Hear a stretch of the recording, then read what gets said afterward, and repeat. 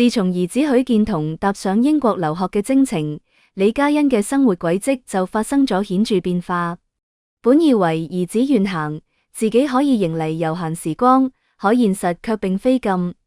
為咗做好跟得媽媽，佢頻密穿梭於香港同倫敦之間，忙碌嘅行程令佢喺香港社交場嘅曝光率大幅下降，成個人都越嚟越低調。啱啱過去嘅2025年聖誕同2026年新年，李嘉欣一家選擇喺香港度過呢個溫馨嘅節日。一家人圍坐埋一齊，共享美食，互贈禮物，歡聲笑語回蕩喺房間每一個角落。許建彤雖然身處異國他鄉，但返到香港同父母團聚，面上洋溢住幸福嘅笑容。李嘉欣望住兒子，心中滿係欣慰。佢精心準備每一頓飯菜，希望可以令兒子感受到家嘅溫暖。然而，美好嘅時光總係短暫嘅。假期結束後，許建彤不得不返回倫敦繼續佢嘅學業。望住兒子收拾行李嘅背影，李嘉欣心中滿係唔捨。但佢知道兒子有自己嘅夢想同追求，自己能夠做嘅就係默默支持。於是佢決定跟住兒子一同前往倫敦，喺當地生活一段時間，繼續陪伴兒子度過呢段留學時光。李嘉欣喺英國並唔孤單，早喺之前佢就喺當地購置咗房產，作為長期生活嘅住所。嗰套係位於高級公寓嘅房子，小區環境優美，設施齊全，仲配有健身房。李嘉欣偶爾會喺健身房鍛煉。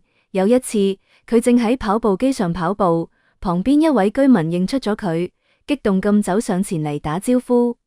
李嘉欣微笑咁回應，仲大方咁同對方合照留念，展現出佢親切隨和嘅一面。除咗舒適嘅居住環境，李嘉欣喺英國仲有唔少名人朋友。日前，佢同香港知名音樂人雷頌德嘅妻子梁家玉相約喺倫敦嘅一間餐廳見面。嗰日，李嘉欣精心打扮咗一番，佢着住一件粉色同黑色相間嘅毛衣，入面搭配住一件花領襯衫，簡約又唔失時尚感。呢件毛衣嘅材質軟熟舒服，粉色同黑色嘅搭配既溫柔又唔失穩重，花領襯衫就為整體造型增添咗一絲俏皮同優雅。佢嘅頭髮整齊咁梳喺腦後，露出光潔嘅額頭，皮膚白色細膩，盡管已經55歲啦，但狀態依舊10年如一日咁好，氣質優雅迷人，令人賞心悅目。梁家玉都毫不遜色，佢着住一件鏤空嘅針織衫，搭配白色嘅襯衣，顯得時尚又大方。鏤空嘅針織衫設計獨特，若隱若現咁展現出佢嘅肌膚，增添咗幾分性感。白色襯衣就乾淨整潔，同針織衫相得益彰。兩人頭貼住頭，親密咁站埋一齊，面上洋溢住燦爛嘅笑容，關係十分要好。李嘉欣喺社交平台晒出咗兩人嘅合照，並留言話：暢談一番，女士們有無盡嘅有趣話題，好開心見到你，我嘅朋友。從佢嘅話語中可以感受到，兩人應該係久別重逢，有較長一段時間冇再聚會啦，所以呢次見面格外開心。照片發出後，梁家玉嘅丈夫雷頌德都嚟回覆，話兩位女士都好勁。顯然，雷頌德並冇參與呢次嘅聚會，或者佢當時正忙於自己嘅工作。雷頌德夫婦喺2018年就已經移居到倫敦生活，至今已經喺當地生活咗將近8年。佢哋選擇移居英國，主要係為咗孩子。雷頌德安排咗同梁家玉所生嘅2個仔喺當地求學，佢覺得香港嘅節奏太快，生活壓力太大，唔適合孩子嘅成長。喺快節奏嘅環境中，孩子好難有足夠嘅時間去探索自己嘅興趣愛好，去享受童年嘅快樂。而喺英國，生活節奏相對較慢，孩子可以有更多嘅時間去學習、玩耍同發展自己嘅特長。除咗為孩子考慮，雷頌德仲有一個重要原因就係陪伴妻子。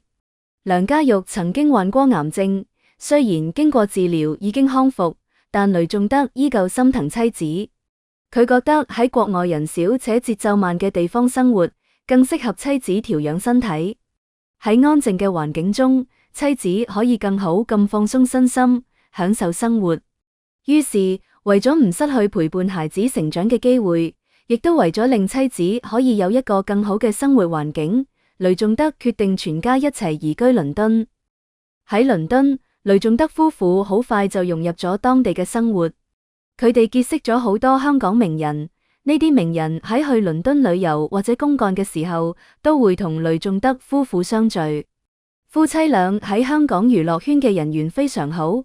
雷頌德曾經係香港知名音樂人，佢為好多歌手寫歌，製作過無數嘅好歌，好似陳慧琳嘅《記事本》、古巨基嘅《情歌王》等經典歌曲，都出自雷頌德之手。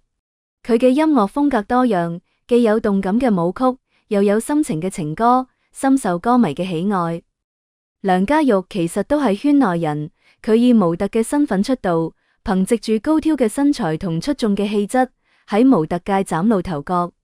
喺模特生涯中，佢結識咗好多圈內人，唔止同李嘉欣係好朋友，鄭秀文、張衛健嘅妻子等都係佢嘅朋友。佢哋經常一齊聚會、聊天，分享生活中嘅點點滴滴。雷頌德喺大學修讀嘅係土木工程，畢業後返到香港，佢憑藉住自己嘅音樂才華，成為咗知名音樂人。喺做音樂嘅同時，佢並冇放棄自己嘅設計專業，繼續參與咗唔少相關嘅設計工作。佢深知設計係自己嘅興趣所在，亦都係自己嘅專業特長，唔可以因為音樂事業嘅成功而荒廢咗佢。後嚟決定移居英國，雷頌德經過深思熟慮，決定將設計工作作為自己嘅主業。喺英國，佢有咗更多嘅時間同精力去專注於設計。佢租咗一間工作室，入面擺滿住各種設計工具同材料。佢每日都會嚟到工作室，沉浸喺設計嘅世界入面，將自己嘅創意同想法通過設計展現出嚟。佢嘅設計風格獨特，融合咗東西方文化嘅元素。佢善於從生活中吸取靈感，將自然、人文等元素融入到設計入面，使作品既具有現代感，又唔失文化底蘊。佢嘅設計作品涵蓋咗建築、室內設計等多個領域，受到咗客戶嘅廣泛好評。通過設計工作，雷頌德既陪伴咗家人，又冇荒廢自己嘅專業同夢想，實現咗事業同家庭嘅平衡。李嘉欣喺英國嘅生活多姿多彩，除咗陪伴兒子同朋友聚會，佢仲會利用閒暇時間參加一啲社交活動同文化體驗活動。佢會去參觀英國嘅藝術展覽，欣賞嗰啲世界著名嘅藝術作品，感受藝術嘅魅力。喺展覽中，佢靜靜咁站喺畫作前，仔細咁觀察每一筆每一畫，試圖理解藝術家想要表達嘅情感同思想。佢亦都會去參加一啲慈善活動，為當地嘅慈善事業貢獻自己嘅一份力量。喺一次慈善晚宴上，李嘉欣身着一襲華麗嘅禮服，優雅咁走入會場。佢嘅出現引起咗眾人嘅關注，大家紛紛投嚟讚賞嘅目光。喺晚宴上，佢積極同嘉賓交流，分享自己對慈善事業嘅理解同看法。佢仲慷慨解囊，為慈善項目捐款，希望可以幫助更多需要幫助嘅人。此外，李嘉欣仲注重自身嘅學習同提升，佢會參加一啲語言課程，學習英文，提高自己嘅語言能力。佢知道喺英國生活，良好嘅英文溝通能力非常重要。通過學習英文，佢可以更好咁同當地人交流，了解當地嘅文化同生活方式。佢亦都會閱讀一啲書籍，豐富自己嘅知識儲備，不斷提升自己嘅內涵同修養。喺英國嘅生活中，家庭始終係李嘉欣最重要嘅支撐。佢同兒子許建彤嘅關係非常親密，佢會關心兒子嘅學習同生活，鼓勵兒子追求自己嘅夢想。當兒子喺學習上遇到困難嘅時候，佢會耐心咁傾聽兒子嘅煩惱，幫助兒子分析問題，尋找解決辦法。佢會同兒子講自己嘅人生經歷，令兒子明白只要有信心同毅力，就冇克服唔到嘅困難。許建彤亦都非常懂事，佢理解母親嘅辛苦，會主動幫母親做一啲力所能及嘅嘢。喺學習之餘，佢會陪母親一齊逛街、睇電影，令母親感受到佢嘅關愛同陪伴。佢哋仲會一齊煮飯，喺廚房入面，母子倆有說有笑，共同完成一道道美味嘅菜式。